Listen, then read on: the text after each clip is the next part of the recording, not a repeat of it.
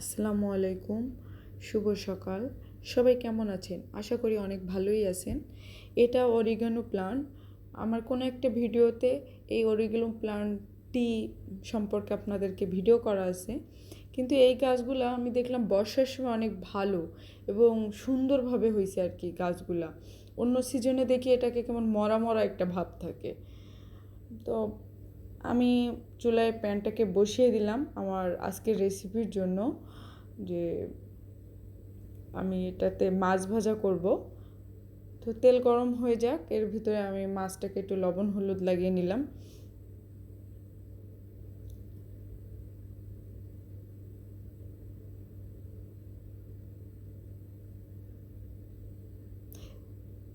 তেলটা একটু ভালোভাবে গরম হইলে হয় কি, আপনার মাছটা আর কি ওই যে প্যানের সাথে লেগে যায় না, যেটা সহজে উঠানো যায়। আবার অনেক সময় দেখি ননস্টিকের প্যানগুলোতে আপনার কমই নিচে আর কি লেগে যায়, যেমন নর্মালি অন্য অন্য পাতিলগুলোতে একটু বেশিই লাগে তেল গরম না হইলে।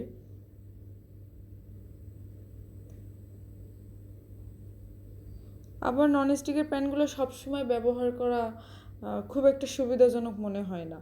আপনি ইজিলি যেমন হাঁড়ি পাতিলে রান্না করা যায়, এগুলাতে একটু কষ্টসাধ্যই হয়। অনেকের কাছে ভালো হইতেও পারে, তো আমার কাছে এটা ভালো মনে হয় না, কেমন যেন একটা শান্তি লাগে না। মাছগুলোকে আমি এপিট ওপিট উল্টিয়ে নিচ্ছি, যাতে উভয় পাশই ভালোভাবে আর কি ভাজা হয়।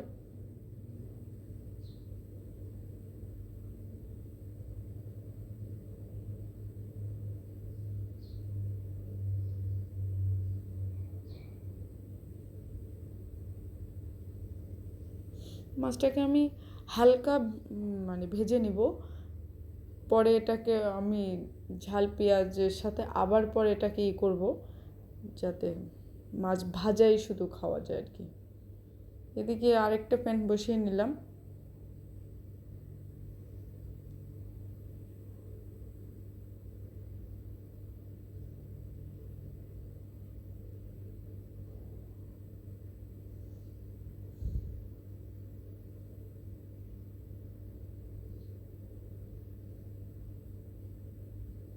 এদিকে আমার হাতে কিছু কাজ ছিল, এই জন্য মানে পাতিলটা বসিয়েই রাখছি, চুলাটা এখনো অন করে বাকি কাজ রেডি করতে পারলাম না।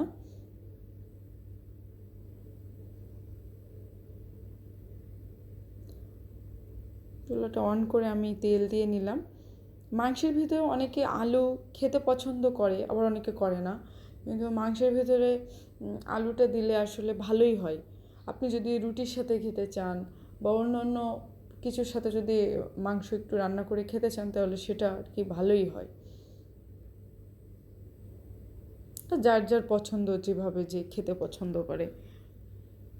আমি আলুগুলোকে একটু কড়া করেই ভেজে নেব, যেন উভয় পাশ ভালো একটা কালার আসে।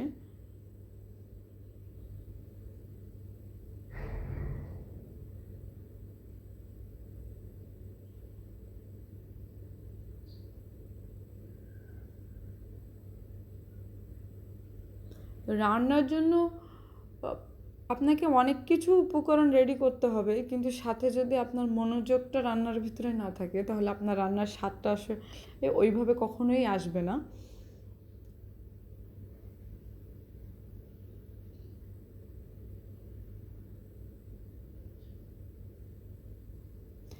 এবার আমি এই তেলের ভিতরেই আপনার আদা পেস্ট, পেঁয়াজ রসুন যে পেস্টগুলো আর কি আমরা দেব, এগুলোই সবের ভিতরেই একবারে দিয়ে দিব।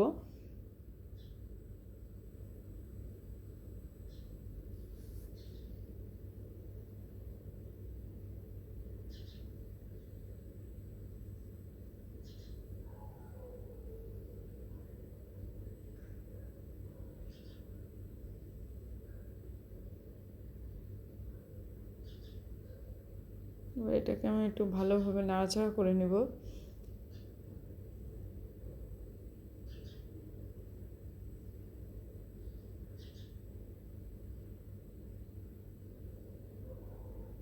রান্নার জন্য পর্যাপ্ত ধৈর্যেরও দরকার। আপনি যদি বিরক্ত হয়ে যান, তখন দেখবেন আপনার রান্নার কেমন একটা অনীহা চলে আসবে। তখন আপনি রান্নায় যতই মশলা দেন না কেন, স্বাদটা ওইভাবেই হবে না, যেন মনে হবে এটা হোস্টেলের খাবার, হোস্টেলের খাবার।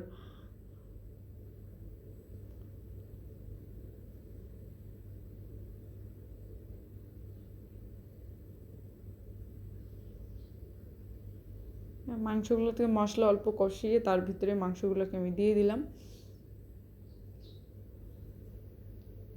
আপনার ফার্মের মুরগি একটু বেশি কষিয়ে নিতে হয়, এলে ফার্মের মুরগিরও একটা যেন কেমন ফ্লেভার থাকে। দেখেন, ননস্টিকের প্যানে আমি যেন মনে করি নাড়াচাড়া করা যায় না ভালো।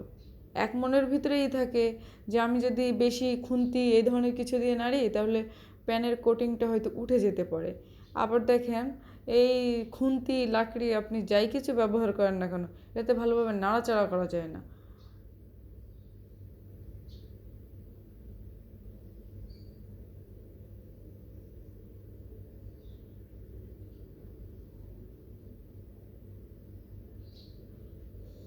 একটু ঝালটা আমি পরে দিলাম, যেটা অনেক সময় অনেকে বলে ঝাল আগে দিলে, মানে গুঁড়া ঝালটা আগে দিলে আপনার নিচে পুড়ে যায়, এই জন্য আমি গুঁড়া ঝালটা আর কি পরেই দিই। মাংসটা নাড়াচাড়া দিয়ে আমি এটাকে ঢাকনা দিয়ে ঢেকে দিলাম। এবার কিছুক্ষণ পরে আমি ঢাকনাটা উঠিয়ে নিয়ে এই আগে যে আমি আলু ভাজাটা করে রাখছিলাম সেটা ওর ভিতরে মিক্সার করে দিলাম। আলুটা একটু পরে দিলাম কারণ আলুটা আগে থেকে ভাজাই ছিল, যেহেতু হালকা সিদ্ধ হয়েই গেছে, এজন্য পরে আলু দিলে আবার যদি আলু অংশটা একটু ভেঙে ভেঙে যাইতে পারে।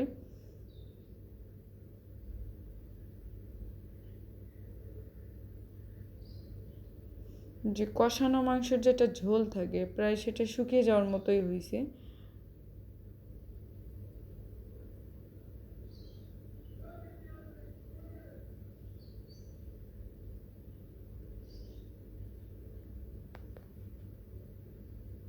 আমি এটার ভিতরে পানি অ্যাড করে দিলাম।